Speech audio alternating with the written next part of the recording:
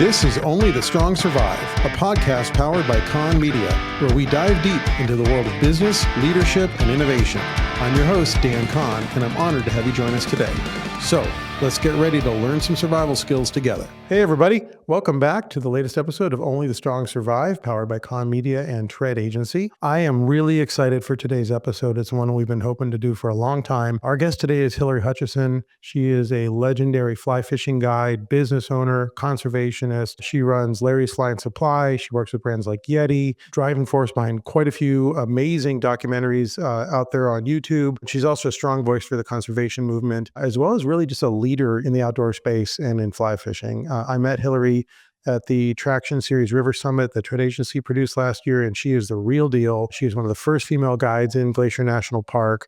She's built this incredible career, and I'm really excited to have her on. So, Hilary, thanks for joining us today. I really appreciate it. Thanks, Dan. Yeah, I'm psyched. So, I guess to start, I'm one of these people that I wish I had found sort of my purpose or my kind of call to joy earlier, but I didn't really understand how happy I was being immersed in nature until really like my late 20s, early 30s. And then from then on, I've spent the last 20 years kind of trying to be outside as much as possible. And that's, at first it was just hiking and camping. And then eventually I found fly fishing and some other kind of just any excuse really to be outside or in a river. I'm happy I'm at that point now. But then I meet people like you, where you've spent your whole life building this amazing life and career, pursuing all these different avenues in the outdoor world. And I'm just fascinated by it. So to start, can you give everybody just sort of the rundown? Because, based on some of the stuff I learned at the River Summit, you've had this kind of incredible journey. So how did, tell us about your childhood, tell us how you got started, and then we'll talk about what you're doing now. But you had kind of an amazing kickoff point. Yeah, it doesn't feel like an incredible journey because I feel like I've kind of always been on the same path with a few things going in different directions here and there. But yeah, I think just growing up here at Glacier National Park, where I am now, drove a story of, for me, place. So it's like the place where I literally am, but also that kind of turns into purpose. So it was like when people talk about, kicking the same dirt your parents kicked and just kind of being rooted in a place. For me, it was kind of the National Park Service and public lands. So my parents worked for the National Park Service. They started off at Mount Rainier and then Crater Lake National Park and then Glacier. And so we were raised in Glacier. And so their kind of like life of stewardship and understanding biology and botany and hydrology and all of those things that were literally surrounding us as kids was super helpful and informational and fun. And we just had such a great time growing up. And so then if you're having fun and enjoying, yourself and what you're doing, you're probably starting to get good at some of the things that you're doing in the outdoors, if it's like skiing or hiking or climbing or biking or whatever, and start to realize that there might be career opportunities there. And it doesn't just have to be like the sport, all of the things that have to do with the sport, like the environment that is around that sport or the business that's around the sport or creativity or music or food, all of these different things that come into play, you start to realize that you can have a job and then a career and a supportive livelihood around those things that are fun and make you happy and that you're good at. So for me, that was being in the outdoor industry and fly fishing specifically. And, even when I have done other things, I worked in television news media and I still was doing fly fishing. So I had a fly fishing TV show and things that are still related. So it didn't feel like it was completely a strange journey because it was kind of along the same path. Although I did become an expert in meth and making meth as a meth reporter on the news in Portland. So that's a little bit of a divergent path. I didn't see that one coming. Yeah. All right. You were making meth as a reporter or you were just reporting on it, I assume? No, we learned with the police officers came in and there was a governor's task force against methamphetamine that I was on with other members of my news crew in Portland, Oregon. And so, we had to learn how to make meth, learn what the ingredients are, learn why it's so dangerous, learn what we're looking for out in the field when we're covering it, and learn how to identify it by smell. Yeah, across the boards. I mean, this was back when meth labs were just blowing up left and right in Portland, Oregon. And Literally. The governor was, the trend of it was blowing up, but they also, the actual labs were blowing up. And that was back when it was real easy to make it because you could buy pseudoephedrine in bulk at just any Walgreens or whatever. There were in neighborhoods. A lot of like meth was just being made. And now the path that I'm taking and telling you about this is going off the left field, same kind of thing. So that was still like 5 years of my life or something, but there was still fishing involved around that. But that was a very different path from fly fishing for sure. So let's go back because you literally grew up in and around a national park with parents that were involved in public land stewardship and conservation. And what was that like? Was that cool? Was it isolating? And I mean, you have, I think, a sister and a brother, right? Yep. I think we all thought it was cool. I think we didn't feel like we were stuck there. My parents made it really clear that it was important to be well traveled and well read, and that the world is a lot bigger than our little town. And, it doesn't end once you get to the outskirts. It's like this big world. So they let us know that, they didn't have money. And so it was like, you guys have to be able to go and see it, but you have to get yourselves there. You have to work toward it. You have to save up. We all had jobs starting at, 13, 14, 15 years old and made our own money and put ourselves through school and all those things. But they said, this is how it works. Like, you have to work really hard and you can make the money and then you can go out, but you're going to probably want to enjoy it while you're here because it's going to be a good life. And I think my brother and sister and I all really enjoyed being here at the crown of the continent ecosystem. And people are saying it's the crown jewel, and it's just everybody's coming here from all over the world to see it. And that was not at all lost on me. Like, I didn't ever take it for granted. I think mostly the kids I grew up with didn't either. Everybody had a super fun time playing around here. They did normal sports stuff too, but like, kids are going to the reservoir, going to the park, going to the national forest, going on the state lands. Like, we just have so much public land here that is not just something that people come to visit from all over the world, but also local kids can really get good at all the fun things there are to do here and have a really good time and have jobs and everything too. So yeah, it was, I'd say, pretty wild growing up here. Like, my parents let us hitchhike. I think they cringe when they hear some of the ways that we remember our childhood, because I don't think that they know that it was quite as wild, that we made it as wild as we did, because we were hitchhiking all over the park. My sister and I used to float down the river as long as we could go, like, just on our backs with life jackets on and masks until we were freezing, and then hitchhike back.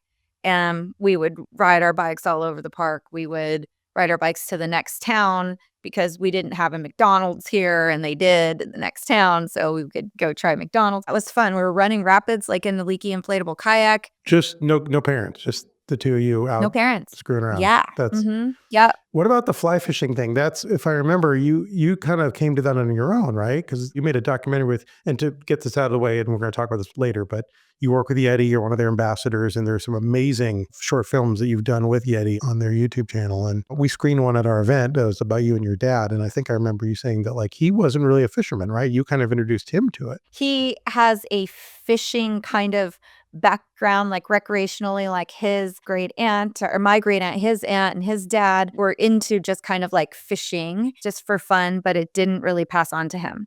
So he was aware of it, but he didn't get really into fishing like they were into fishing. And then as an adult, I found out that they were actually also into fly fishing, not just conventional fishing. And he didn't really know about that either. This is just kind of a discovery because we found some old reels, fly reels, and he'd seen them in the basement forever, but he didn't know really, he didn't think about them. He just was like, oh, here's some fishing stuff. He didn't identify them as being fly reels, and he's not a fly angler. So we would go fishing as a family for fun in Lake McDonald with conventional gear like twice a summer for camping, just kind of like you bring this stuff to go camping, but definitely not an angling family. Like, I think we had to dig up the fishing stuff, to go out every single time. So the way that I got into it and my sister got into it was from working at the raft company. So we started working at Glacier Raft Company in West Glacier, which started in 1976, celebrating its 50th anniversary next year. And that's also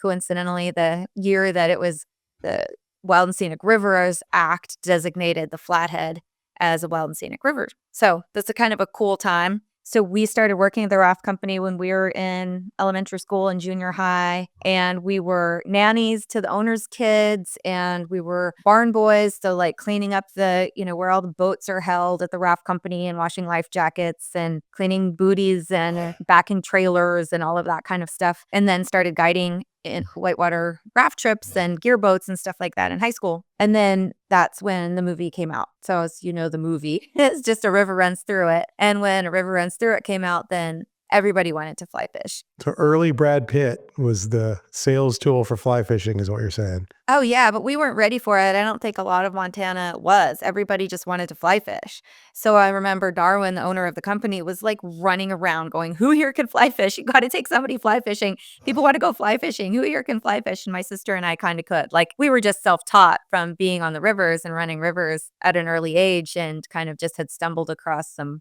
fly gear at a friend's house to start and then bought our first fly rod at Snappy Sports Center for like $30.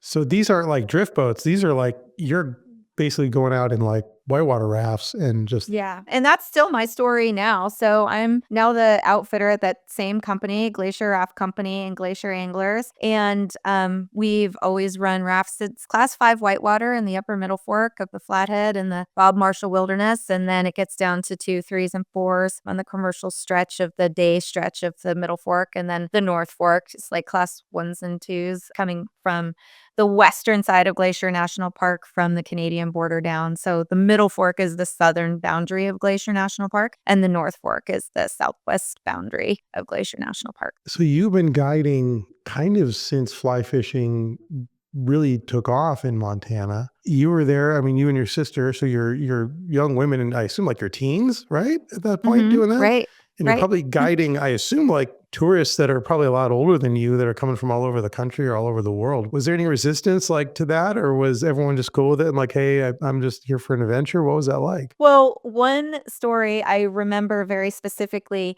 these two guys who was very clear, like they fly fished. And we didn't have a lot of people at the time who really fly fish. Like people wanted to see what it was all about because of the movie and they wanted to try it and get into it. So, back then I felt like the fake it till you make it was an actual thing, like when we were kids. And just like I even would carry this knot book with me in my kit just in case I couldn't remember a knot. I was like, look back at it and stuff. It's 30 years ago.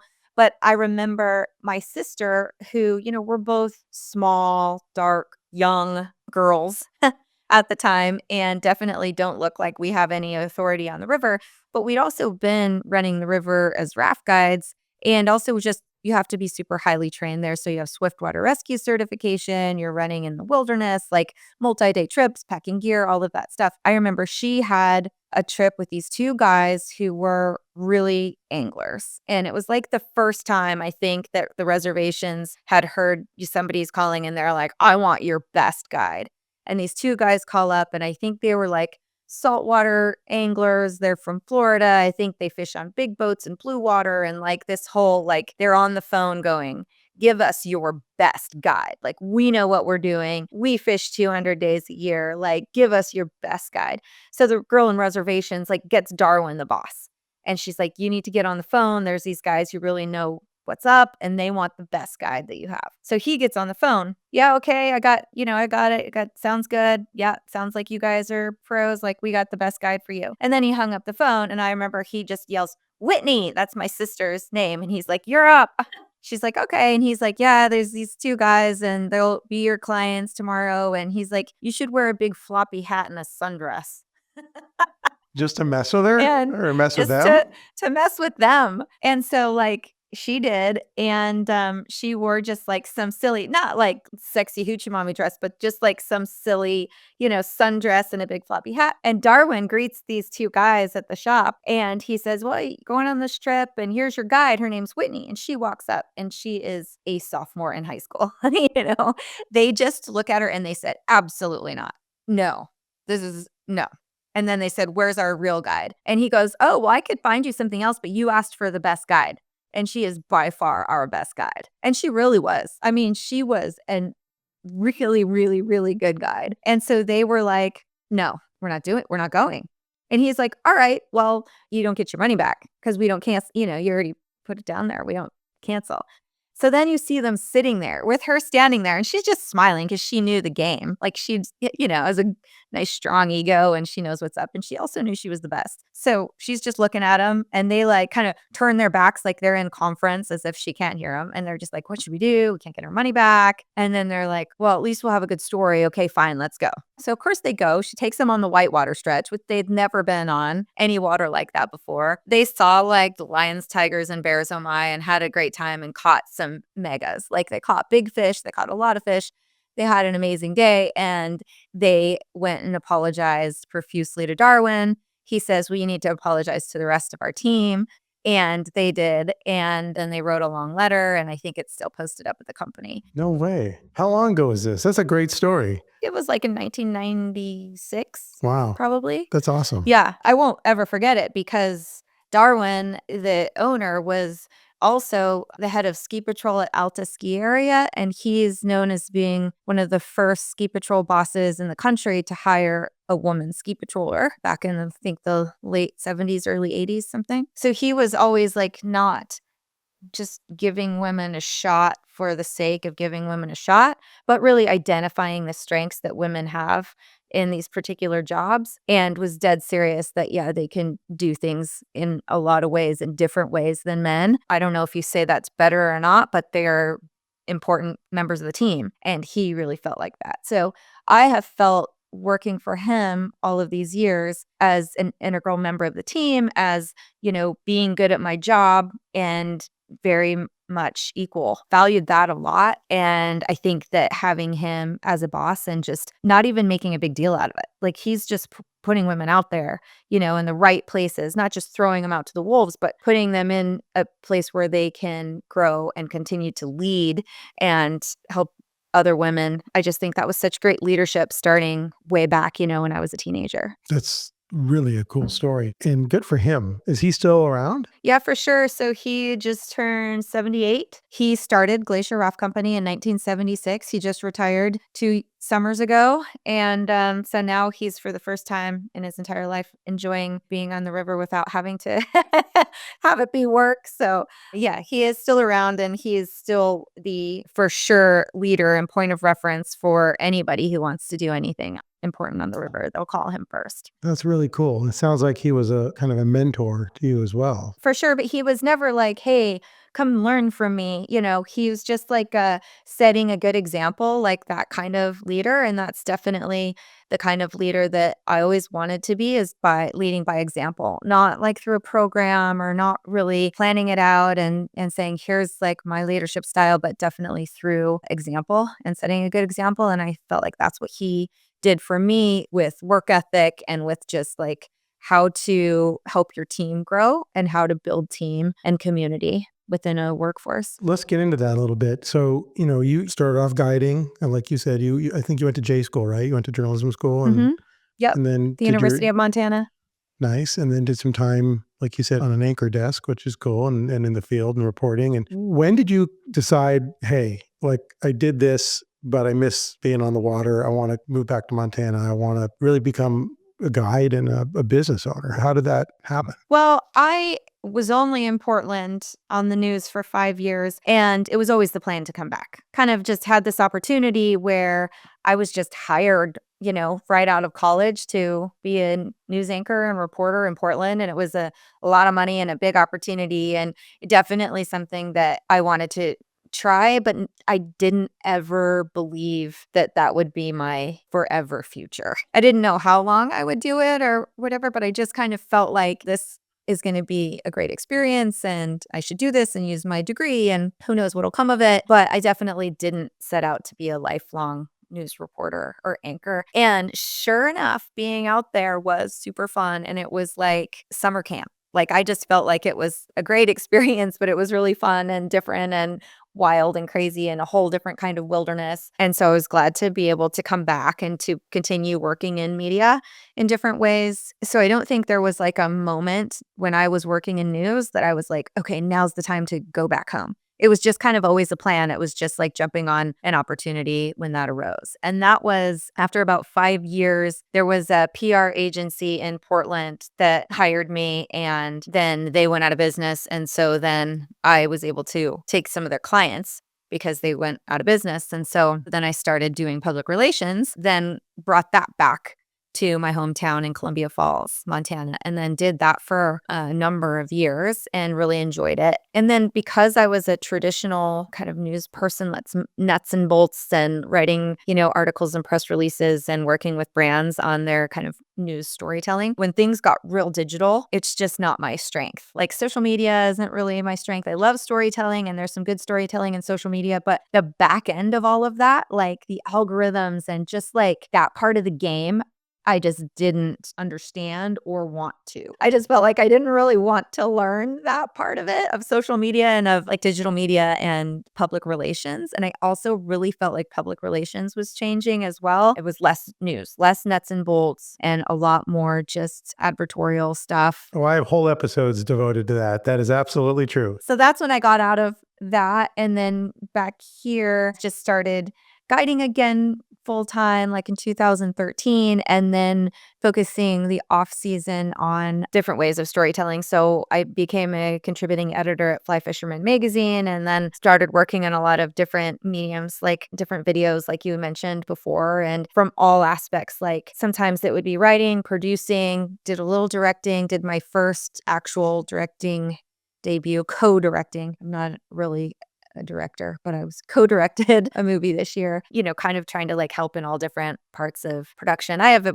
broadcast journalism degree, so I think that the visual media is really interesting and fun for me, as well as the written media. So all that is still kind of stuff that I do in the off season. So I think being able to guide and be an outfitter is still at my core, but we don't have a 12-month fishing season here. I guess you could kind of make it that, but I also don't want to. I don't want to guide when it's really cold. So tell me about Larry's Fly and Supply. How did that happen? And tell us about that and about your shop. Around the time I was thinking of not doing public relations, people were coming in a lot to my public relations agency, which is called Outside Media. That's why like my handle is Outside Hillary. And people were coming in and asking a lot about fishing. Suddenly there were all these like day wasters. I have another friend who owns a fly shop who says the people who come in and just sit all day and like tell you their fish stories is great. You love them. Like that's a really important part of the culture, but they stay all day and they're just like kind of like just in the shop. We had a lot of those and it wasn't even a fly shop. They were just there to talk about fishing, tell their fish stories, ask for information. And then they kind of like,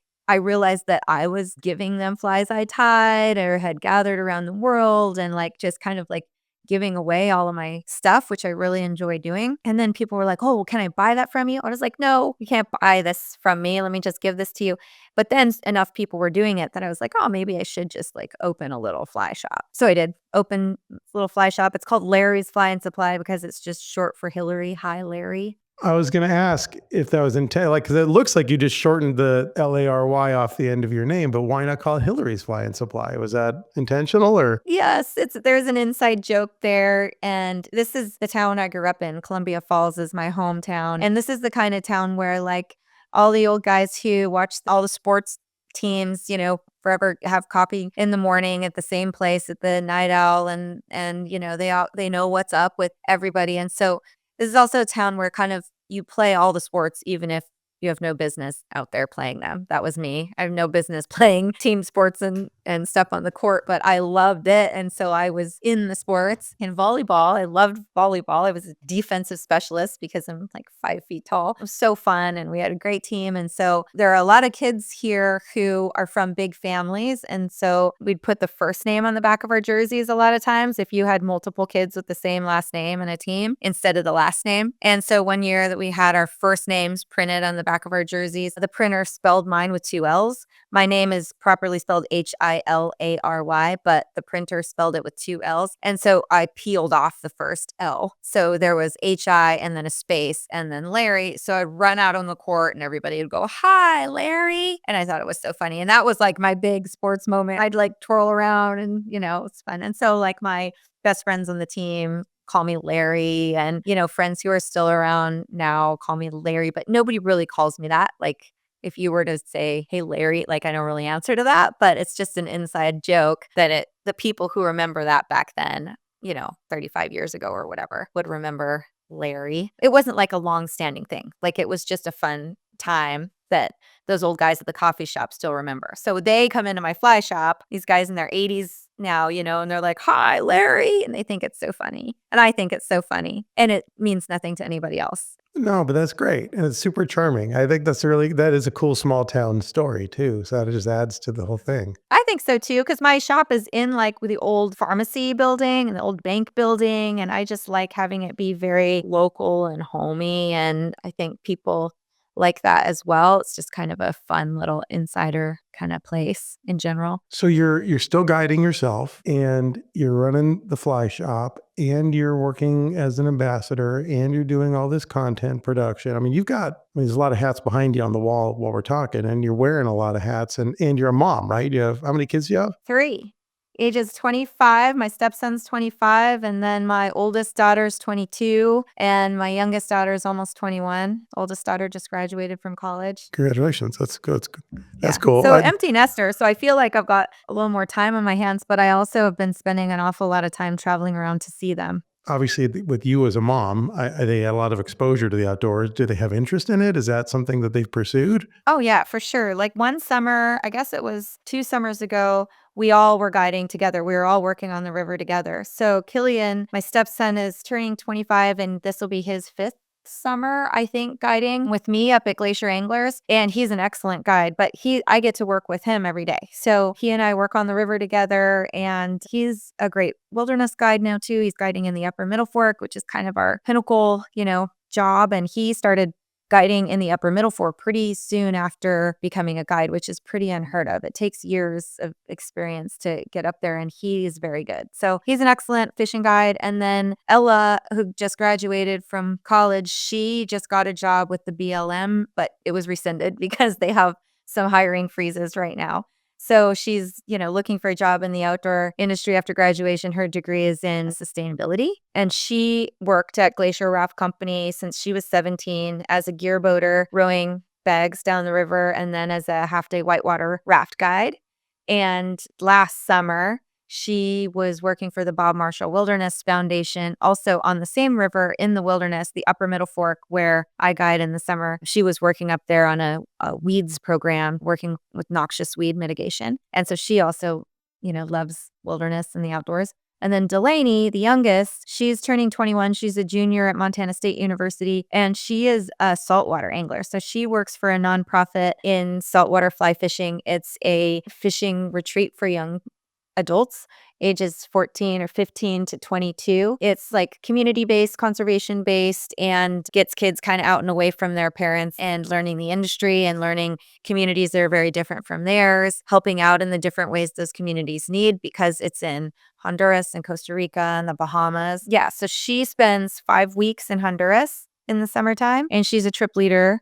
And she works for a company, Fish for Change, full time. That's really cool that you got them all at least exposed to the point where they could make that choice if they wanted to, and that they had that option. Yeah, that's the main thing. You hit that right on the head. That's exactly kind of what I was glad that happened, is that they didn't just do what I do for what I do, because that, I think, never goes well. And I was never like, oh, this is what you have to do. But they all found their kind of different path, which I think is great. I think being kind of like I was exposed to this area and the outdoors just by our geography kind of led us down the paths that we chose. So yeah, they all have pretty unique paths in the outdoors, but they're super into it. With parents that were involved in outdoor rec and conservation, you grew up that way, and then you raised your family, it sounds like, that way, and you've had this amazing career that continues to evolve and grow, and it sounds like they're on their path. What advice would you give young women who want to get more involved in the outdoor industry? Like, what would you say to them I'm sure you get these questions a lot. I kind of think first, like with anything, you should just identify what you like about the outdoors. If you want to work in the outdoor industry and you want a career in it, have you looked at it beyond Instagram? Have you looked at it beyond the videos that are published? What do you really know about it? Because I know there is a fair amount of disappointment in the outdoor industry where it is marketed like a business in so many ways, whether it's a fishing lodge or a national park, or, they're not often showing the challenging sides of it, or even the fact that it's not beautiful every single day. I mean, it is, but it's not like this glossy publication kind of thing that they're seeing. So I always encourage people to really get dirty out there, first. Go outside and understand how you fit in out there. What do you feel comfortable out there? And if you don't feel comfortable out there, what can we do to kind of help that? Like, how can we help you feel welcome and like you fit into this ecosystem, because we really are part of the ecosystem, and as opposed to coming in and conquering it, or coming in and feeling like you are completely in the wrong place at the wrong time. Somewhere in the middle is a great place to start. And I think that a lot of times we do get kids who apply to work here who have never really been outside, and they just love the idea of it. They had this big dream, and it's totally possible, but they don't need to like start with this uncomfortable shove. Like, there's definitely ways to start going outside earlier. And so I encourage parents to really, at any level, get your kids out there. I have had parents call me up and say, "Hey, can you give my kid a job?" It's the parent, for starters. That's a big red flag, right? When the kids call and like, or sometimes they're like, "I will pay you all of this money if you let my kid follow you around," and I'm like, that is not how we do things out here. Also, big red flag. That kid is going to be a real challenge. Poor thing. It happens a lot now. For starters, I think kids are not super good at calling. They want to text me. Like, kids will text me from like Georgia and like, "Hey, can I have a job?" And I'm like, "What?" Or like, just hit me up in social media about coming to be an intern or something. And then their parents will call. And I'm like, "Can you write a letter? Right. I don't get this You got at to all." work for it, And kid. right. Yeah. And the parents are like not willing to make them suffer a little or like be uncomfortable. They don't want to be uncomfortable. So for starters, I want them to have a conversation and like have the tough conversations about what it's like out here from an environmental standpoint. Like, what is it like out in the river, in the woods? And then also, what does it mean to work in the outdoor industry? Because it is work, but what does that kind of work entail? One of the things that I found is these days, a lot of kids are like counting their hours. And when you work in outdoor recreational seasonal work, it's kind of around the clock. So like, they want to clock in at 9 and clock out at 5. And that's not really how it works. And that's hard to explain without sounding like a mean boss or that you're trying to cheat them or something. It's just not the case. Like, if you're on an overnight raft trip or fishing trip, you're working around the clock and you're getting paid this much for that. And they don't get that. They're like, "No, if you're saying I'm working around the clock because I'm responsible for them in the night, then, I need to be paid this much." So kind of trying to understand, if you really want to get into it, what it entails.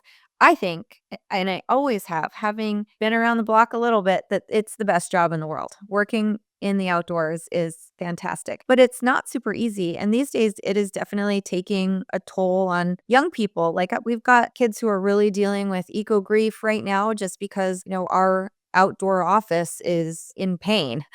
They're working in a place that's really kind of suffering. And so we're responsible for setting them up to deal with that and understand that. And it's another thing I try to talk to young people about when they first come here to work. And when I say come here to work, at Glacier Raft Company, I'm the outfitter at Glacier Anglers, Glacier Raft Company, and we have 60 guides. So 40 whitewater guides and like 20 fishing guides. And of the 20 fishing guides, some kind of do both and overnights and multi-days and stuff like that. So that's a big whitewater community that they kind of live on property. Most of them are young, in their 20s for the whitewater crew. And then the fishing guides tend to be a bit older and maybe they don't live on property. They've got their own homes or renting a place or something. So they're like kind of eating and sleeping on campus and working together and training together and all these things. So it's really a concentrated existence together in a really great family in the summertime. And so kind of helping them understand what that looks like too, and then what it looks like when they break up at the end of the summer and transition off into, their next seasonal job. So that's all tricky. And those are, when you ask how do you talk to somebody who wants to get into it, I say that you really have to look at what the job is. And that's a big challenging part of it. Well, as a leader, so you're running 60 guides at the rafting company as an outfitter, and then Obviously, you employ people at the fly shop as well. And these are all seasonal businesses. And that is something I wanted to talk to you about is, I spend as much of my free time as I can on public land. And my wife and I have raised our kids that we made the commitment that we would spend a minimum of 30 consecutive nights a year on public land. And we've done it every year since my oldest was born. And an extension of that is like when we're going out, we want to do cool stuff. So we spend a lot of time on rafts. We spend a lot of time fishing. They don't hunt, but I hunt. I've spent a lot of my adult life with guides, and with maybe a couple of exceptions. Almost every guide I've ever worked with they're very cool. They're always very kind of chill. They're very knowledgeable. I never thought about their perspective until you and I had a conversation last year, and it really kind of blew my mind. So I wanted to ask about that because in my experience, whether it's a whitewater guide or a fly fishing guide or a hunting guide, they're worrying about your safety. They're worrying about making sure you're warm enough and you've got something to eat and you're hydrating and you're not getting cooked in the sun, and that you're also, especially if you're fishing or hunting, that you have the opportunity to get, game or a fish and have a good time. But they're also kind of like a storyteller and a shrink, and they're listening to you talk. And, I'm sure they're interacting with people from all walks of life. And in some cases, they're probably absorbing all sorts of weird information they didn't want. And people don't want to talk to them about politics, or some affluent person is bragging about all the places they've gone and done. And they have to walk this line where they're like entertainer, shrink, bodyguard, wildlife expert, doing all these jobs, many times in their 20s when they're probably still kind of maturing themselves. And then they got to go home to a cabin at the end of the night, or a bunkhouse. And what do you do with all that? And then at the end of the season, like you said, then they're going home, maybe to mom and dad's house or whatever. So what is that like for them? And what's the byproduct of that experience? Well, you're exactly right. The first part of what you said, that if you're a customer, a client, or a guest, and you've hired a guide, that guide has to be amazing. Like, this guide is going to, and it is going to be, and I'm with you. I hire a lot of guides and I'm always so impressed. And it's just like you said, like, they are on, like, they are funny and interesting and constantly like ready to save your life, and that they're alert and that they are dialed and all their equipment is correct. And like any of the misgivings or shortcomings that you have, you don't have to worry about because they've got it all covered, right? But you don't often think about them as people. You just think about them as this like stellar machine, or like really like top of their game, no matter what age they are. They made it there, got that job, they're highly trained, and you're just impressed. And it's not their job to also tell you, but their problems, or, but, oh, I'm going through this or what. We don't advocate that at all. That's not why you're there, is to, hear about any kind of that. But they are real people. And so I do want people who book a guide to recognize that they are real people who are, yes, as talented as you see and as good at their job as you can tell, but also they are real people who have to process whatever it is you bring to them that day or that week. So if you're bringing the heavy, if you're bringing like all of your problems and you're putting it on them, if you're bringing your politics or your stress or your divorce or your financial issues or, all of these things, they are equipped to deal with it, process it, and probably help you with that. I'm not saying they're offering counseling, but just their presence there is comforting and is helpful. That's why people bring all their problems to us. But, that's a lot to put on somebody. They're absorbing some of that, right? Like, it's negative They're energy absorbing or some whatever. of that. Yeah. Totally. They're getting this negative energy from you. They're feeling the stress. And then also, they're out here to show you like all of this beautiful topography to help you understand the river and learn it. And here at Glacier National Park, people are coming here to kind of see the last of it, see the last of the glaciers, And so these kids get their fuel from the outdoors. They get their fuel from, the mountains and the rivers and the trails. And they see those places kind of suffering, that we have an impact, that there's just something changing, that things are different from when they visited here even 10 or 20 years ago. And people want to talk about that. And that's happening a lot. All the clients are like, tell us about the glaciers. Oh, so they want to understand it, but by processing it verbally and talking about it with clients all day, it leaves a scar, is kind of what you're saying. It leaves a scar. It's hard and it's sad. And they have scientific training. We have the USGS and the Park Service and the Forest Service all come in and give training on ecology and entomology and hydrology and everything to these kids. So they are equipped to answer questions, or at least to help people know where to go to get those answers. But every single day, all of these clients kind of talking about their stresses from home, or their big stories, or their big fish, like you said, which can be exhausting. And then also wanting to talk about constantly, like about climate change, or about how the fishery is dwindling, or about how other fisheries are dwindling. And it's just not the same in Florida, and like all of this stuff.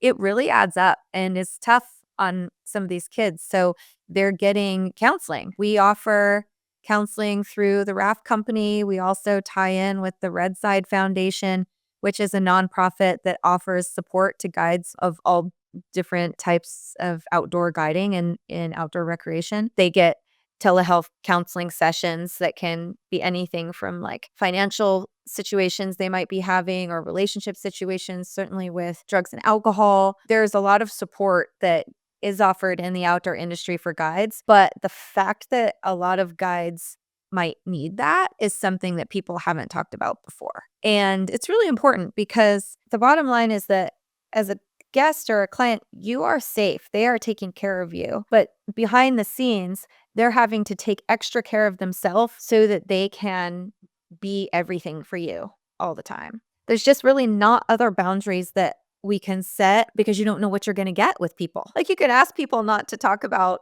certain things, but you don't know. You want to kind of give them the benefit of the doubt before they suck. In people knowing that these guides are really great and at the top of their game, but they are human, and kind of some of what we bring them, they will absorb some of too. It speaks very highly of you as a leader that you're so tuned into that. And I think you probably have better guides as a result of it, and your customers probably have a better experience. It's its own ecosystem, right? That's right.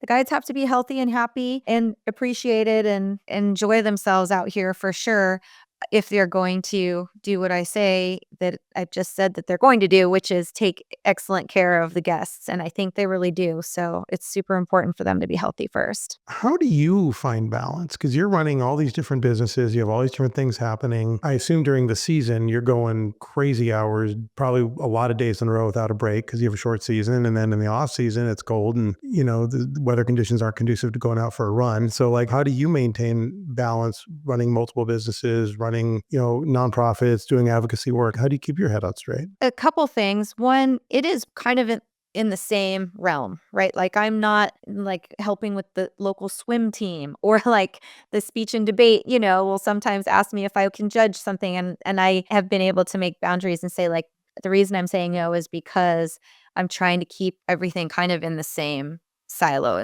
the outdoor industry or the fishing world, pretty much kind of things are together. So I'm not going out on a whole bunch of different limbs. I have tried that before, and that definitely didn't work. So everything that I'm doing is kind of similar to itself. Or I can at least, work on a bunch of different things, but they're so similar that they can help hold each other up. That work can support each other. So that's one thing. Second thing is definitely having a lot of support, I think, within the industry and at my job at Glacier Raft Company and at Larry's. And then from a family standpoint, my husband, Eben, who also manages my fly shop, he's awesome and has such a good time in the industry and keeps it fun and everything. And we are pretty good at delegating and giving people jobs. And I don't feel like I'm the kind of person who has to do it all myself. Like, I'm pretty comfortable getting people trained up and then having them lead and do in different ways, whether it's something in media or it's something through my outfitting and guiding, or it's something from like a volunteerism standpoint, any of that stuff. So there's that, which I feel well supported. The other part is that seasonal aspect that you mentioned, where in the summertime, I work every day on the river from May until the end of October. So I don't open my computer. And I'm on all of these boards in the fly fishing industry. And so I just have to set boundaries with those boards. And I talk to the board chair in the beginning of the season and just remember, like, I can't be at these meetings this half of the summer. It might feel like I'm worthless, but I'll be able to make it up in the wintertime. So I do like all my committee work in the winter for all of those nonprofits, that I'm volunteering for or on the boards of, I'm stockpiling a lot of that work in the wintertime. And that's also when I'm stockpiling a lot of work for the brands that I'm working with, and then also for the magazine. So I'm constantly traveling for the magazine and writing articles and stockpiling those. So in the summer, I'm just guiding and outfitting. And then in the wintertime, I'm doing the board work and nonprofit work, and then writing and doing that conservation stuff. So very seasonal. And I feel like it's a good balance. Like, I still have a hard time with planning. Last Wednesday, I had said, yeah, sure, I'd love to do a talk for Yellow Dog Fly Shop in Bozeman. I'd be able to see my kids. I could go skiing. This will be great. Well, I had a whole lot of other stuff to do here. So I drove 8 hours in a snowstorm there, did the talk for a half an hour, and then drove 8 hours in a snowstorm home. And that was dumb. I know that's the shit I try not to do, but like that happens, so there is some dropping of balls for sure. Well, you mentioned your nonprofit work, and Beth Brennan, who runs Tread, would kill me if I didn't ask about it. So I know you're involved in Backcountry Hunters and Anglers. I know you're involved in the American Fly Fishing Trade Association. Like, give us kind of the rundown. What are you doing, and why do you do it on the nonprofit side? Mostly that's board work. So I'm on the North American or international boards of Backcountry Hunters and Anglers, the American Fly Fishing Trade Association, and Protect Our Winters, and then a number of regional boards. Boards, when I was a kid, sounded like it was something foo-foo, or that it was this vested thing where you like pay to be on something that gives you some sort of clout or whatever. But these are all, working boards where it's a real opportunity to not just use your voice, but get actual work done. For me, the most important work I think is policy work. So public lands policy, climate policy, important industry work. And you get to really have your hands in it on these working boards. And then also to bring the voice from the people around you to that higher level. I remember if I used to complain about something when I was a kid, my mom would say, call Donahue. Do you remember Donahue? Yeah. Phil Donahue. Are you old enough to know? Yeah. Yeah, the Phil Donahue show. And I was like, what is she even talking about? But her point was, go to the top. Put a spotlight on it. Go, just put a spotlight on it. Talk about it. Like, get somebody to bring it up and let's talk about it, Which is something you're doing with your platform, right? So that's the 2025 version of it. Is back Donahue? then there were 7 channels back then, and he was on one of them. Right. But now there's 1,000 channels with social and the internet and everything. But you've got a pretty big voice. Well, I think that's kind of what when you're asking about the seasonality and like how to juggle it or whatever, there is cohesiveness in that. So it doesn't feel like too much to me. Sometimes having so many meetings, board meetings and committee meetings and stuff feels like a lot. I'm going to be talking to a wall about these things if I'm not talking to actual people or with actual people and helping something happen because of it. So I didn't want to just walk around and talk to myself. And I remember thinking, well, they should do this and they should do that. And maybe I'm talking about the industry. Well, we are they in the fly fishing industry. We all have a chance to sit at that table. We can all run for the boards and be on the committees. I felt like that is a really great way to make something happen, is to recognize that we are they and you can have a seat at the table. And it's not hard. Like, people are like, well, how did you get on those boards? It's that anybody can. Raise your hand, right? Yes, exactly. Yeah. That's the one step that most people don't realize they can take, is just raise your hand, step up, do something. And once you do, then you'll probably be asked to be on more. Then you have to decide, how are your strengths best utilized most efficiently, and why would you want to do that volunteer work? What does volunteer work look like for you? For a lot of people, it's not meetings, it's Zoom calls, it's stewardship work. So it could be pulling fence, it could be like working with your hands on the land, and there's a lot of that. It could be going to Washington, it could be writing letters, it could be writing articles, it could be making media. There's so much volunteer work that is needed at community building, deep within communities. And so I think that if you want to help, that's a great way. I love that. I think that's great advice. I know we're running low on time. A couple of things I wanted to touch on really quick. You mentioned earlier that, we talked about your platform, and I know you've done some pretty amazing stuff with Yeti. You've produced a few different films with them that I think are incredible, and I know you've got a new one. Can you tell us about that a little bit? Sure. Thanks. Yeah, it's called the Tengu Club. Tengu is spelled Tengu. And the Tengu Goblin is that red-faced emoji on your phone. You're going to notice it now. It's a long-nosed red goblin mask. That's called a Tengu. And in Japanese folklore, it was kind of this mischievous kind of goblin whose nose grows like Pinocchio when it lies. And so it became the mascot of the Tengu Club, which is the longest running salmon fishing club on the West Coast, 80 years old. And it's still going right now. And it's just a fun salmon fishing derby in which the main style of fishing is mooching, which is using a cut bait herring to catch blackmouth salmon in Elliott Bay in Seattle. And it happens in the wintertime during the coldest, most miserable time to be on the water in Elliott Bay in Seattle. And the symbolism of that, of why they do this derby in the wintertime, is to kind of mark and remember Japanese internment. So this year marks the 80th anniversary of the closure of the Minidoka concentration camp. And, all kind of across the boards, people are recognizing, internment. And for me, I had a really hard time kind of learning about Japanese internment because I knew my grandparents were in those camps and I knew my grandpa is an American war veteran, a hero, a spy for the Americans, and really a cool, exciting thing for me to learn about. But what I didn't learn about is them being in the internment camps, with the thousands and thousands of other American citizens who were placed in internment camps in World War II. So in order to learn about that, I had a hard time learning about it here in Columbia Falls. I didn't learn about it in school, any of my school. I'm half Japanese. My mom's full Japanese American. I'm Yonsei, which is fourth generation. And so my grandpa is American-born citizen to Japanese immigrants. And just to kind of find that history, the only way that I could really figure out how was to do it through the Tengu Club, this fishing club, mostly just because I'm interested in fishing.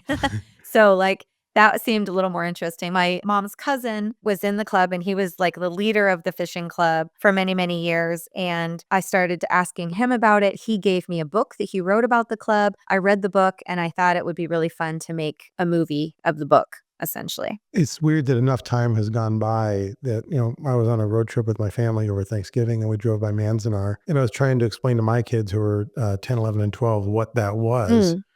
And they were like, no, that happened in other places. That kind of stuff didn't happen here. I'm like, no, it happened here and let's talk about it. And they were like completely flabbergasted to that. Right. And it wasn't that long ago. That's the crazy No. part. Right. Because when I think about how it wasn't that long ago, I think about my grandparents. You think about your grandparents as these just like people in your life, but to think that they spent 3 to 4 years in a concentration camp on U.S. soil as American citizens, like that is purely because of their not part of background. my Nothing they did. Just Nothing they did. In fact, my grandpa and his buddies were pulled out of camp to go fight for the Americans.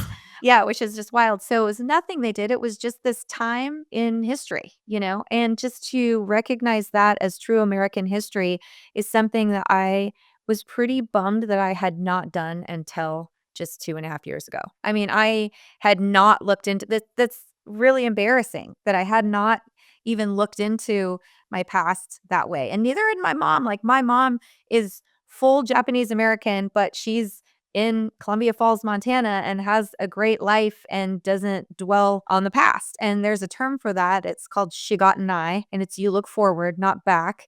And I've only learned this. My mom never even, I don't think she knew that term or said that term because she didn't refer to that. It's just kind of how she was. We're just here and happy and moving forward, but she definitely didn't dwell in the past. She didn't hide it either. She just didn't know a lot about it because her parents didn't talk about it. Well, and there was something about that generation, the greatest generation, that they went through some horrendous stuff, like kind of generationally, and just, I mean, my grandparents, Great Depression, the war, like just didn't talk about it. Like, yeah, all that stuff happened, whatever. I'm going to talk about today. Like, what'd you do at school today? Like, they had no interest in dwelling on some horrible thing that happened to them overseas in a war somewhere, or in this case here, unfortunately. And so it's just a generational thing, I think, too. They were just made of pretty tough stuff. They just moved forward. Right. And for the Japanese Americans, it was particularly important to, be extra apple pie in baseball and to pick up and to earn the trust back because, their existence was so much built on distrust because they were just automatically seen as the enemy, even though they were born on U.S. soil. So building back that trust was just going to happen by not even talking about it, which that led to this generational gap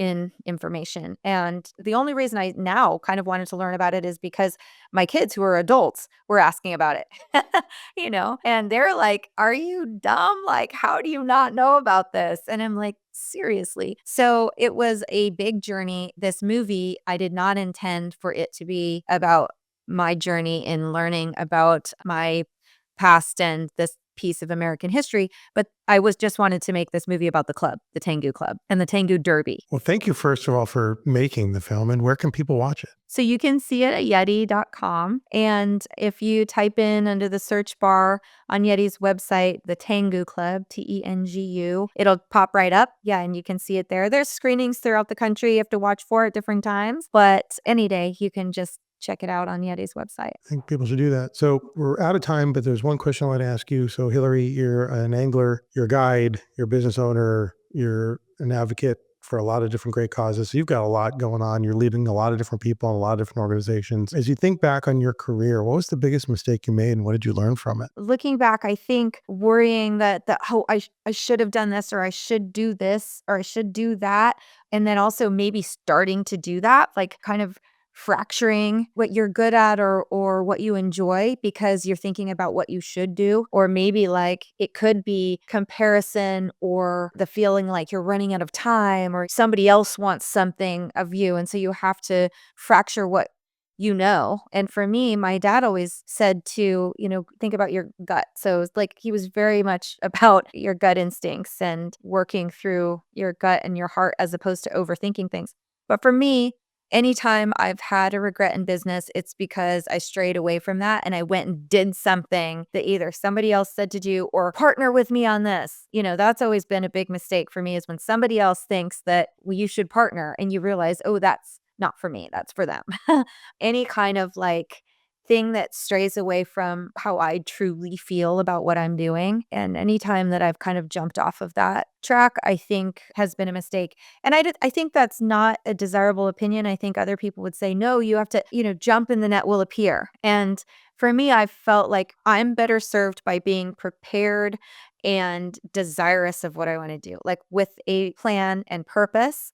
And I have jumped and the net has not appeared. That doesn't mean I'm not brave. I'm still brave enough to do something, but I think being prepared is more important than being reckless. And I think I probably tend, from a personality standpoint, to be more reckless or like jump and the net will appear. And I've learned that in business is not the best way for me, that I really need to be thoughtful and build a great team and think things through, not go in guns blazing, and not be reckless. And people are always saying, oh, you want to stir things up and get out there and go for it. And, but I have found that if I am able to speak with purpose and think things through and take deliberative action and be with a great team who is doing kind of that same thing, then it tends to go farther and it tends to be less about me and making a splash or whatever people are saying. That's just never served me. So kind of like more thoughtfulness and less carelessness, I think, is probably my answer to that. I think that's an incredible answer. And it's an answer that as you're speaking, I'm thinking this is a very intentional person who is very Zen, and maybe that goes along with being a fly fishing guide. I don't know, but, It's a Japanese thing? No, I'm just no, kidding. no, but I mean, that kidding. was a very cool answer. So thank you for that. And I'm bummed that we're kind of running out of time. We never even got really into a lot of like the social media and fly fishing stuff. So hopefully maybe we can get you back one of these days and get more into that stuff as well. Yeah, or just chop the shit out of this. Get rid of all of my blabbering, and then we go back and talk about something cool. I love this. This was great. So where can people find more about you? Where can they follow you? Where can they find your businesses? Where should they go? From a marketing standpoint, I'm not that great at that for me. So I encourage people to go and look up the nonprofits that I've spoken about: Protect Our Winters, Backcountry Hunters and Anglers, the American Fly Fishing Trade Association, American Rivers. I'm on the Northern Rockies River Council there. The Fly Fishing Outfitters Association of Montana has Guiding for the Future, which I really encourage anyone who is already a guide and wants to kind of like amp up their understanding of fly fishing culture and business, and then all the technical stuff, like all the science bits, to look into Guiding for the Future. It's a continuing education course for current guides. I would love to encourage people to become involved in their local governments. So I recently was appointed to a federal advisory committee for the Forest Service. And if federal budgets are getting cut, it's a great way to help make some local decisions with your forest and with your forest managers. And that's available to public citizens. So those are different ways I think people can get involved. In terms of finding me, I'm the outfitter at Glacier Raft Company and Glacier Anglers in West Glacier, Montana, and Larry's Fly and Supply with one R in Columbia Falls, Montana. You could visit both of those websites. I'm not encouraging people to hit me up in social media and outside Hilary and Instagram because I might not respond because I'm terrible at it, but I will try. And if they walk into Larry's Fly and Supply, don't say, "Hi, Larry." No, you should. It's Okay. cute. I still like it, and it doesn't get old. It's what you can't say is like, "Oh, Larry gives me a discount." That's really happens I bet it sometimes, but does. don't do that. Well, this was great. Hilary, I know you're busy, and thank you so much for making the time. This was something I was really looking forward to, and I got a lot out of this. I think our listeners will too. So thank you so much for the time. We really appreciate it. Yeah, no sweat anytime. Thank you. All right, everybody, that's a wrap for Only the Strong Survive. If you enjoyed this episode, please subscribe, leave a review, and check us out on YouTube. And again, a big thanks to Hilary Hutcheson. Until next time, take care.